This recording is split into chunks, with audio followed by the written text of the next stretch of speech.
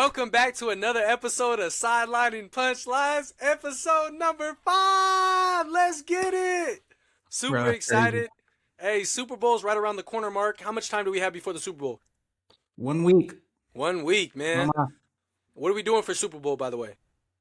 Uh, I don't think really anything. Probably just kicking back on the couch. It's not the same when the Eagles aren't playing in it. So, It's a little different, huh? yeah, I don't really know who I'm rooting for, but maybe we'll say who we're going for Hey, at the end we'll of the cover NFL. that, huh? Maybe. Go ahead, kick us off, Mark. Yeah, man. Like we do usually, we'll get into some NFL takes. There's gonna be definitely more NBA takes this pod. With All Star coming around the corner and midway through the season, but got some NFL takes for you, especially me being an Eagles fan. So the Eagles finally hire an offensive coordinator after letting Kevin Patullo go after one season. They hire Sean Mannion as the new offensive coordinator. Mannion has been coaching in the NFL for 2 seasons after being an active player, but the Packers have said they believe he is a future head coach in this league. Do you like the hire for the Eagles, or would you have rather seen them go a different route? Yeah, I think it's kind of viewed as a Russian roulette type of hire, right? Mm-hmm. It's high risk, high reward, right? Right. Now, being the quarterback coach, we did see some success over there in Green Bay with Love, and then a brief stint with Willis. And so possibly that can translate over there to Jalen Hurts. I think Jalen Yeah. Hurts this year did a great job proving that, hey, listen, yes, AJ is in my ear, and I'll throw the ball, right? Even though, we love him as a rusher as well. Yeah. But, again, I just feel like this is a high risk, high reward situation.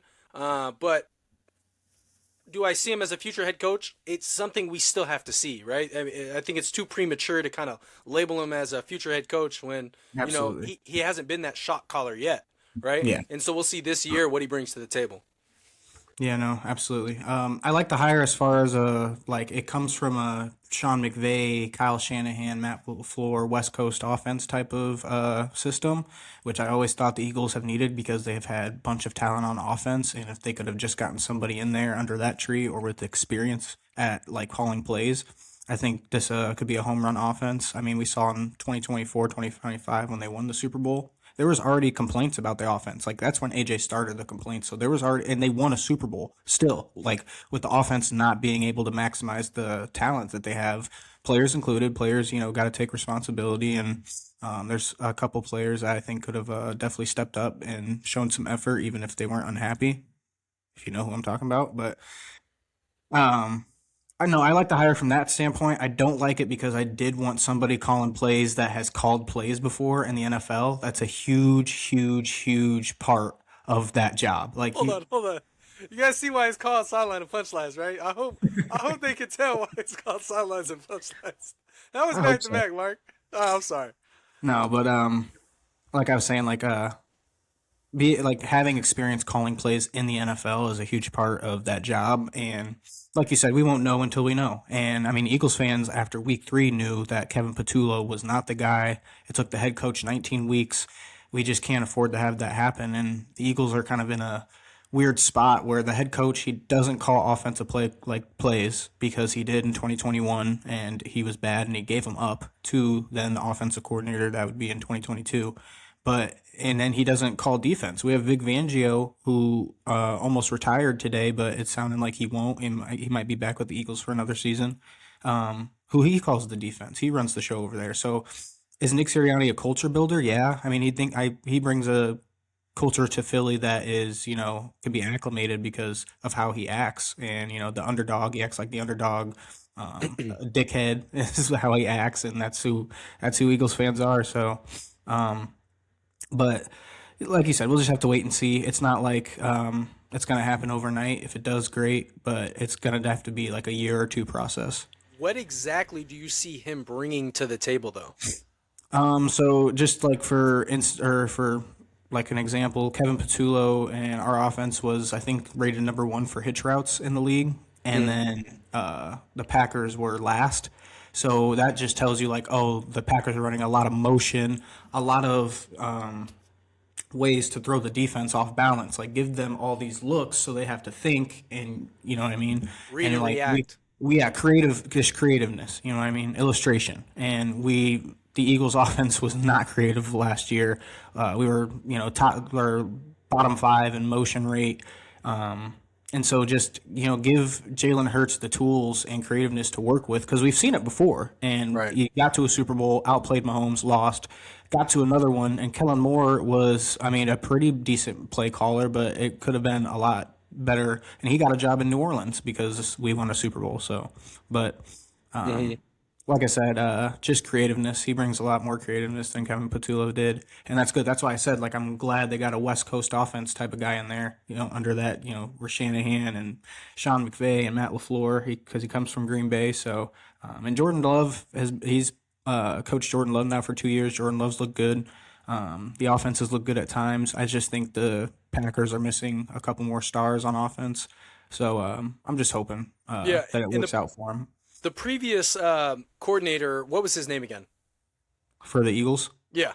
Kevin Patullo. Yeah, Kevin Patullo.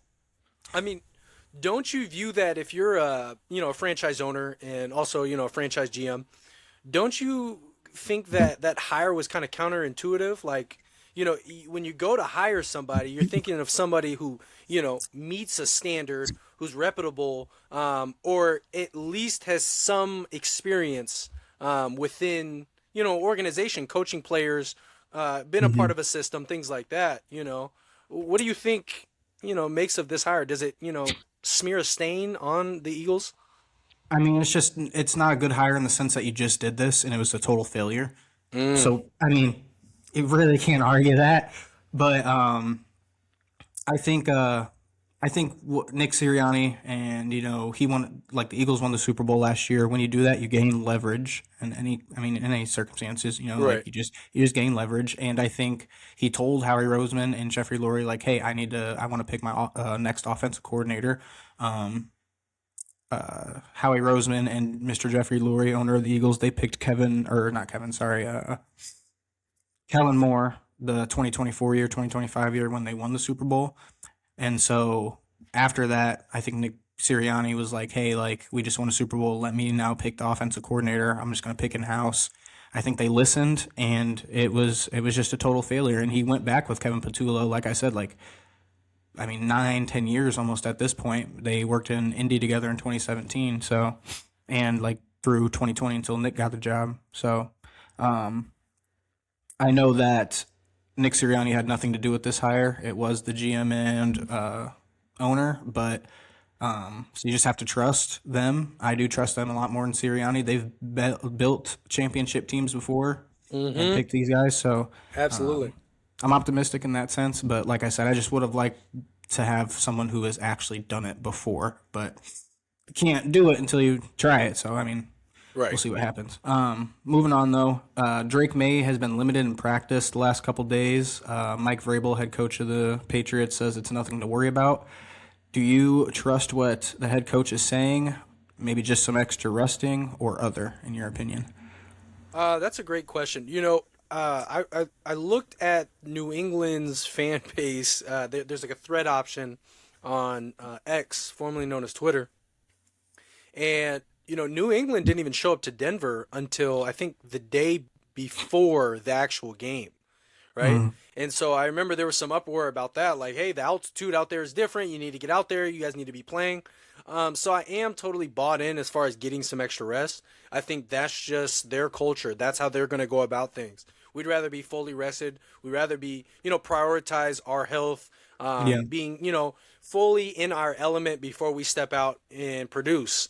And, if it was something major, then I'd understand like, hey, let's rest them. It's just a different approach than I would take, me personally, right? I would like Mm, to see us get out there on the field, practice when you can, even if it's nothing, too hard, too crazy, and it's light work. It's better than no work, right? right. Um, Now, can anything happen in the game of football? Absolutely. You go to practice, you step on the field, and next thing you know, you have a torn ligament. Things like that can happen, of course, but we're so young, especially Drake May. Yeah. He should be fine. 23. Yeah, he should be out there, right? He should be playing. He should be throwing the ball. He should be at least, staying in shape. And, I hope, resting physically. is a trade off for staying focused mentally. Right? He's in the film room. He's studying these guys. He knows the defense. He knows what's coming at him. Things like that. Because Mhm. if he's taking a legitimate rest before the Super Bowl, we will see the Seattle Seahawks walking off with smile on their faces. So this definitely could be something that come back and Yeah. haunt them. Yeah. No, I think it's just, I mean, load, I don't want to call it load management, but you know what I mean? I just think that that's what it is. They're just going to take it day by day. I'm sure he's sore. Everyone at this time of the season is sore. Like people that have gone home 2 weeks ago, they're sore. They're banged up. You know what I mean? So I'm sure, there's some discomfort, but I wouldn't worry too much about it. And I think, if I'm not wrong, I think in week one, Seattle and the Patriots played, and the Patriots got them. So I know it was week one, and everyone's like, "Oh, feel out game," and yada yada yada. But um, just going back to the main point, I wouldn't worry. I mean, he's playing. You know what I mean? Like he's gonna play. So like, why? Oh, he missed practice. Oh no, I mean he's playing. So Right. there's no reason to really panic. If he misses a couple more practices, maybe, but I don't see that being the case. I just, they have 2 weeks off. Basically, they're taking the first week to just, no Recoup. contact. Yeah, recoup. So, You moving know, on though. Oh, go ahead. I was gonna say, so you don't like if you were in that position though. I mean, how would you recommend him, as in Drake May, staying ready?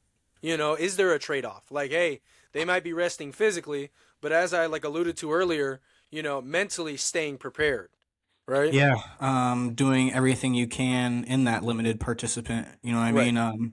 It's safe to say, and people might hate, but Drake May has not been that great in the playoffs this year. Like I said in the last pod or a couple They pods cannot ago. hate on that. I mean, facts are No, facts. but like I said in the last couple pods, or it was a pod ago or last pod, or, yeah, whatever. But I said Drake May, I think he got them to the playoffs and where they like, you know what I mean? He got them there. But Right. this playoffs, the defense has gotten them to the Super Bowl. I don't, Hmm. you know what I mean? I just Right. think that's what we've been watching. To Drake May's credit, he's played like hellacious defenses, and Hmm. so that's what he does have going for him in that argument. But yeah, just I mean, to answer your question, just stay ready in your limited participancy because that's all you can do. Like, you better still be out there on the field doing whatever you can to just soak it all in and realize he could be. I think he could be the third youngest quarterback to win a Super Bowl ever. I I don't know, thought he something would like be that. the youngest. I swear someone has won it at 23. We'll have to Yeah. look at that. But moving on though, the Las Vegas Raiders sound like they are getting ready to finalize a deal with now Seahawks offensive coordinator Clint Kubiak. The Raiders also have the number one overall pick and are projected to pick Fernando Mendoza. Could this be the year the Raiders are finally in relevancy, or are we just going to see the same movie again? I think, movies, they don't like to do one and dones, you know? I think they like to do, second and thirds, right? Damn. Um, I just see too many trade rumors going on right now to really, make a firm commitment to, hey, they're back to relevancy. Brock Bowers, he didn't actually decline this year, right? But No, the quarterback play declined. So exactly, his right? play's going to decline. Of Yeah. course, and and then Crosby, of course, he's been in trade rumors of as soon as the season ended. He was linked to. I saw at least the Bears. They had some interest, Yeah. and he had some, similar interest as well. But for this draft class, I don't know. I've seen a lot of people reclass or decide to go back to school or stay in for next year. I don't know if this move really puts them in a front runner position.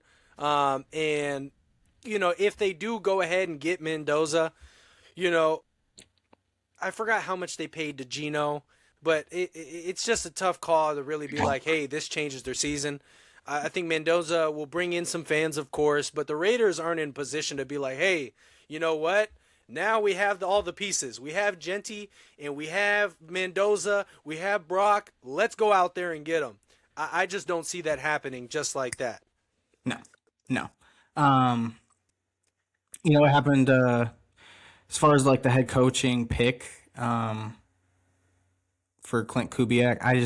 I think it's a good hire. I mean, anyone who goes to the Super Bowl next year as offense, like someone's gonna go get a head coaching job. It just happens. Hmm. Pete Carroll did not live up to his standard last year at all. He wanted Geno, and we saw how Geno performed. God Hmm. awful. And so someone's gotta get fired for that. And so bringing in Clint Kubiak, I think, is going to be a nice dimension to the offense. You do have Brock Bowers. Fernando Mendoza, I think, could play better than Geno Smith did last year. It's going to be one of those 2-3 year things. But are or not the Patriots, but are the Chiefs done? Like, are they, kind of on the decline? We saw the Chargers. I mean, they're okay. Denver looks like they're on the come up. So, one other team's got to be good in that division. And so, hopefully, I mean, people were high on the Raiders last year, and I see why. But it just, for some reason, just was not it. And Well, so, they let go of Carr, right? And so you saw a mhm. decline there. And so then they threw in Minshew. And Minshew, no offense to the guy, but I mean, he's kind of a joke. Um, I'm sorry, but like, Come on. I, it's just like, I'm sorry, but like, I just kind of feel bad, and we don't see a lot of success when it comes. I mean, don't get me wrong, we do sometimes see success where, rookie quarterback gets thrown in and they're able to make something happen. But as of recent, when we take a look at guys like Dylan Gabriel, we look at Cam Ward, we took a look at Shadur, some of these rookie quarterbacks, they're not going to come in and, change the franchise right away. They might show Hmm. signs of potential, but, not every quarterback walks into a Caleb Williams situation where the team's basically constructed and we just need you, right? And Yeah. so I don't think the Raiders are there yet where they, are in that position to No. put I Mendoza think it goes. or any future quarterback like that. Yeah, I think it goes all the way up to ownership. That the Davis family just it's been really really awful since the son took over the ownership because the dad he had good success back way back when, but I think his name's Al Davis, the son now that owns the team. Yeah. But ever since he took over, I mean, it's just been a train wreck, train wreck, train wreck, train wreck. Um, but yeah, no, I like the hire, and like I said, I think it might be like a 2-3 year thing, but because that division is kind of I don't want to say up in the air. Like as long as you have Patrick Mahomes, you're still going to be good. But like we saw them this year. Like who's to say they're And what about just the as Chargers if they get healthy? Chargers? Yeah, Chargers are going to be interesting if they can get healthy. I was looking at some numbers today, and Jacoby Brissett and Justin Herbert have Mm. like the same amount of numbers, and played less. Um, I wonder if I have him right here. Hold But on. Jacoby also, like I said, they're just empty stats because I remember I was following him due to fantasy. I was following him heavily this season, and like you would just see, Mhm. a mediocre first half, sometimes bad, but that second half, once they're Yeah, I down, don't it's know. just that man can sling it. It's like touchdown, Yeah, another 250 empty yards. calories. It's no, it is, and it stinks because I like it, but at the same time, it's like, man, I hope you can do this for 4 quarters and not just two. Yeah, I know. But no, if the Chargers can stay healthy, that's interesting because I mean they like we've talked about they lost like two of their best offensive linemen, and no one has really emerged as that Lost their running backs too. wide receiver one. Hmm. So we'll have to see.